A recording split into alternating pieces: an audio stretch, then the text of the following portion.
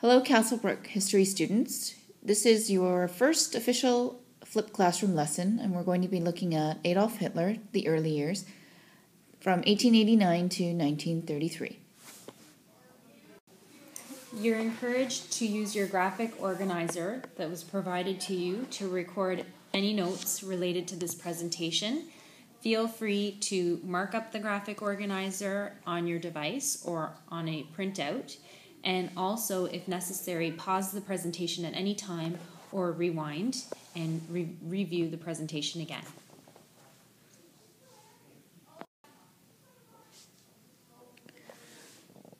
Hitler's rise to power.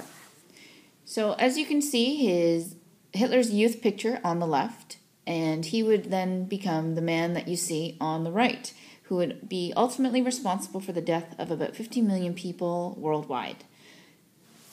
Wow, Miss Doe. How did this seemingly unimportant, young, honest-looking Austrian boy rise to such great power? Well, Miss Dalteri, that's a very thoughtful question, and that's what we're going to be looking at, how this sort of innocent-looking individual would actually become one of the most influential and powerful leaders the world has ever seen. Some information about Hitler's birth when he was very young and the family that he comes from. He was born in 1889 in Austria. He was actually one of 6 children, and 3 of those siblings actually died at a young age. His father, who himself was illegitimate by birth, was a customs official. He died when Adolf was 14 and did actually leave him a small inheritance, but they were never very close. He was actually much closer with his own mother. And up until his death, he carried a photograph of his mother in his pocket. She actually died from cancer when he was 18 years old. So he always had a special place in his heart for his mom. Now looking at his school years.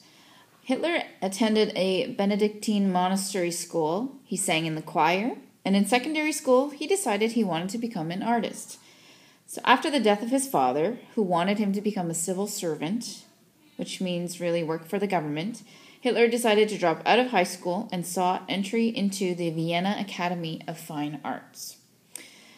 Unfortunately, this aspiring young painter would be twice rejected by the Academy, and with his mother now deceased, Hitler moved to Vienna, where eventually he sold everything that he owned and became a homeless drifter, sleeping on park benches and eating at Vienna soup kitchens.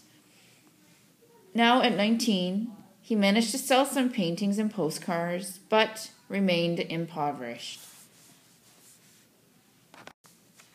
These are actually some samples of paintings that were actually created by Hitler. And it's not uncommon to see people who are very brilliant, very gifted, have many areas that they're very good at. And so you can see he had a very artistic side to him. This is actually a sample postcard which he painted. Well, Miss Dalteri, it's actually pretty good. Yes, it's quite surprising, the detail and his actual high level of technique in the painting.